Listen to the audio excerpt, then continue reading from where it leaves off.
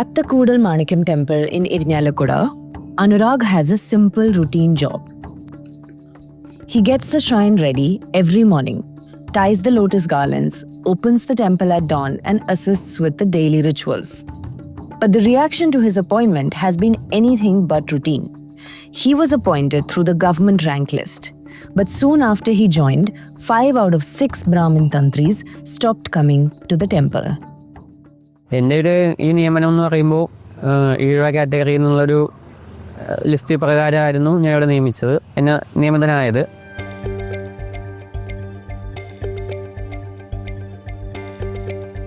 ജോലിയിൽ പ്രവേശിച്ചതിന് ശേഷം ആദ്യത്തെ 2-3 ദിവസങ്ങളിൽ കുറച്ച് ജാതീയപരമായിട്ടുള്ള സംസാരങ്ങളും, ഒരു ഈഴവ സമുദായത്തിലെ ഒരാൾ മാല കെട്ടിക്കഴിഞ്ഞാൽ ഭഗവാൻ സ്വീകരിക്കുമോ അങ്ങനെയുള്ളൊരു സംസാരങ്ങളുണ്ടായി. എങ്കിലും അതിൻ്റെ വഴി നമ്മൾ വിട്ടു. നമ്മളെല്ലാത്തിനും പോയി നമ്മൾ വള്ളി പിടിക്കേണ്ട ആവശ്യമില്ലാത്ത കാരണം നമ്മളതൊന്നും കാര്യമാക്കിയില്ല. പക്ഷെ ഇപ്പോൾ വളരെ സ്മൂത്തായിട്ട് തന്നെ ആവുന്നു. ജീവനക്കാരായാലും ദേവസ്വത്തിൽ നിന്ന് ആയാലും വളരെ നല്ല രീതിയിലുള്ള റെസ്പോൺസും കാര്യങ്ങളൊക്കെയാണ്.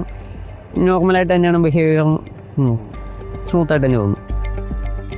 After his appointment, only one of them continued his duties, Ani Prakash. 5 of Tantri families had sent a letter to the Kudal Manikyam Devasam objecting to the recruitment and calling it a violation of temple tradition.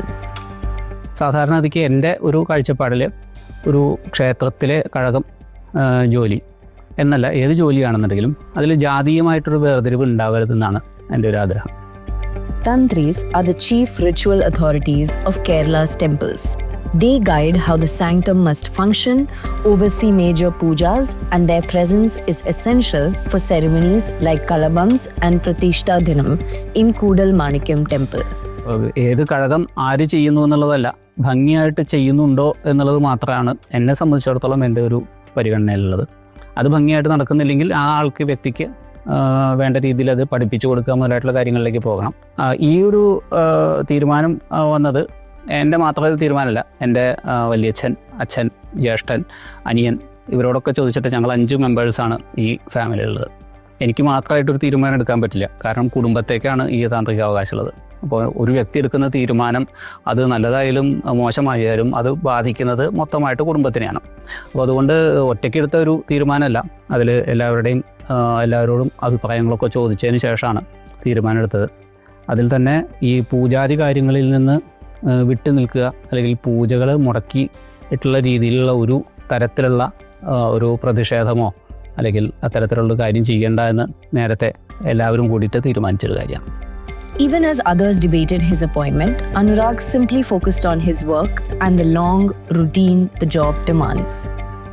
Anurag wasn't the only person from the OBC Irava community to be appointed by the Karagam post. In February 2025, Balu KA was selected, but he resigned within weeks, citing personal reasons. While the Tantri families framed their objection as a matter of tradition, others who closely observed the temple saw a different pattern. Irinjalakuda Shri Koodalmanikyam ക്ഷേത്രത്തിൽ ബാലുവിനും അനുരാഗിനും നേരിടേണ്ടി വന്നത് കൃത്യമായ ജാതിവിവേചനം തന്നെയാണ്. 1984 വേളൂക്കര പട്ടത്ത് രാമചന്ദ്രൻ എന്നയാളെ അവിടെ താൽക്കാലിക അടിസ്ഥാനത്തിൽ കഴകക്കാരനായി നിയമിക്കുകയും 1995 അദ്ദേഹത്തെ സ്ഥിരപ്പെടുത്തുകയും ചെയ്തു. 2020 വരെ അദ്ദേഹം ആ തസ്തികയിൽ ജോലി ചെയ്ത് വിരമിച്ചു. 2020 മുതൽ 25 വരെയുള്ള കാലയളവിൽ അവിടെ രാജീവ് എന്നും രഞ്ജിത്ത് എന്നും പേരായ 2 പേരെ താൽക്കാലിക അടിസ്ഥാനത്തിൽ, അവർ വടക്കേ വാര്യം കുടുംബത്തിലെ അംഗങ്ങളാണ്, അവരെ താൽക്കാലിക അടിസ്ഥാനത്തിൽ അതേ തസ്തികയിൽ ജോലി ചെയ്യിപ്പിച്ചിരുന്നു. അതായത് 1984 മുതൽ 2025 വരെ അവിടെ ഈ കലകം തസ്തികയിൽ ജോലി ചെയ്തിരുന്നവർ പാരമ്പര്യ കുടുംബത്തിലെ അംഗങ്ങളെയല്ല. അന്ന് ഈ തന്ത്രിമാർക്കോ ക്ഷേത്രത്തിലെ ഭക്തർക്കോ മറ്റ് അധികാരികൾക്കോ അവിടെ ഒരു ആചാരലംഘനം നടന്നതായി തോന്നിയിട്ടേയില്ല.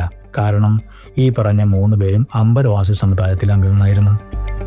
Advocate C.K. Gopi, chairperson of the Kudal Manikyam Devasam board, says the records show no precedent for such objections. എൻ്റെ അറിവിൽ, എൻ്റെ അന്വേഷണത്തിലും 1954 അതിനു മുൻപോ അതിനു ശേഷമോ ഏതെങ്കിലും കഴകക്കാരനെ താൽക്കാലികമായിട്ട് നിയമിക്കുന്ന സമയത്തോ അല്ലെങ്കിൽ ദേവസ്വം സ്ഥിരമായിട്ട് നിയമിക്കുന്ന സമയത്തോ അല്ലെങ്കിൽ KDRB നിയമിച്ച സമയത്തോ ഒരു പരാതിയും ഈ തന്ത്രിമാരോ മേൽശാന്തിമാരുടെ ഭാഗത്തുനിന്ന് രേഖാമൂലം ആവശ്യപ്പെട്ടിട്ടില്ല. കഴിഞ്ഞ 84 കഴിഞ്ഞ് 42 വർഷത്തോളമായിട്ടും അവർ നിർദ്ദേശിക്കുന്ന ഒരാളെ ഈ ക്ഷേത്രത്തിൽ കഴകക്കാരനായി നിയമിക്കണം എന്ന് അവർ ഇന്നുവരെ ആവശ്യപ്പെട്ടിട്ടില്ല. All of this history shaped how Anurag's appointment was handled. The dispute didn't stop letters and objections. It also moved into the courts. നമ്മുടെ ഫാമിലി എന്ന് പറയുമ്പോൾ ഒരു അമ്പല ഫീൽഡുള്ള ഫാമിലി തന്നെയാണ്. അച്ഛൻ്റെ 2 അനിയന്മാർ, 2 പേരും ശാന്തിക്കാരാണ്. ഒരാൾ ദേവസ്വം ബോർഡ് ശാന്തിയാണ്, ഒരാൾ അല്ലാതെ നോർമൽ അമ്പലം അതായിട്ട് നടക്കുന്നത്. വീട്ടിലും അത്യാവശ്യം കാവും ചെറിയ അമ്പലങ്ങളൊക്കെ ഉണ്ട്. അപ്പോൾ ഇതിൽ പണ്ട് മുതലേ ശാന്തി ഒരു അമ്പല ഫീൽഡിൽ ടച്ച് ഉണ്ട്. അപ്പോൾ വീട്ടുകാർ തന്നെയാണ് PSC എഴുതുന്നതുകൊണ്ട് തന്നെ ദേവസ്വം ബോർഡ് എക്സാമൊക്കെ എഴുതണം, അറ്റൻഡ് ചെയ്യണമെന്ന് വീട്ടുകാർ തന്നെ ഒരു പറയാറുണ്ടായിരുന്നു. അങ്ങനെയാണ് ഇതും എഴുതിയത്. Before Anurag could join the Karagam post, a member of a warrior family, which held hereditary rights over part of the work, challenged his appointment in court. പഴയകാലം മുതൽ 3 കുടുംബക്കാരാണ് 1954 കാലഘട്ടത്തിന് മുൻപ് ചെയ്തുകൊണ്ടിരുന്നത്. അതിൽ 2 കുടുംബക്കാർ 5 മാസവും ഒരു കുടുംബത്തിന് 2 മാസം എന്നിങ്ങനെ കാലക്രമം സമയം തീരുമാനിച്ചാണ് അവർ ചെയ്തുകൊണ്ടിരുന്നത്.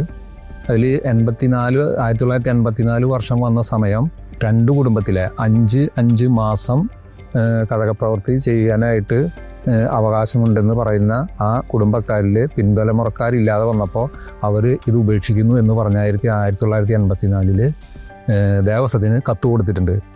When a hereditary family give up its right, the post become a public position. After 1984, the Devaswam Board began recruiting Karagam staff from outside the traditional families. First, temporarily, later, permanently. By 2020, the post went to Devaswam Recruitment Board, bringing it fully under merit-based selection. തുടക്കം മുതൽ ഞാൻ PSC എഴുതുന്നുണ്ടായിരുന്നു. ഈ exam തോന്നുന്നു 2023 December ആ ഒരു സമയത്തായിരുന്നു ഇതിൻ്റെ exam നടന്നിരുന്നത്. അപ്പോൾ കഴിഞ്ഞ് നിയമനം വരാൻ ഒരുപാട് ലിസ്റ്റൊക്കെ വരാൻ വേണ്ടി ഒരുപാട് താമസം ഉണ്ടായി. അപ്പോൾ ഞാൻ BCom കഴിഞ്ഞു. അത് കഴിഞ്ഞ് അക്കൗണ്ട്സ് ഫീൽഡിൽ ജോലി നോക്കുമായിരുന്നു. അപ്പോൾ ആ ഒരു ഗ്യാപ്പിൽ ഇവിടുത്തെ നിയമനം നടന്നിരുന്നു. വിവാദമായിട്ടുള്ള ബാലിച്ചേട്ടൻ്റെ നിയമനം നടന്നിരുന്നു. അപ്പോൾ പിന്നീടാണ് ബാലിച്ചേട്ടൻ്റെ ഈ ജാതീയപരമായിട്ടുള്ള പ്രശ്നങ്ങളൊക്കെ വന്ന് നിയമനം റദ്ദാക്കി പുള്ളി രാജിവെച്ച് പോയതും പിന്നെയുള്ള അപ്പോയിൻമെൻറ്റ് വന്നതൊക്കെ അതിനുശേഷമാണ്. On September 12th, the High Court closed the petition against Anurag's appointment and left the dispute to a civil court. Anurag was finally able to join the Karagam post nearly 4 months after receiving his appointment order. എൻ്റെ ഈ നിയമനവും ഞാനിവിടെ തുടർന്നു പോകുന്നതും ഇനി വരുന്നവർക്കൊരു പ്രചോദനമാകുമെന്ന് വിശ്വസിക്കുന്നു.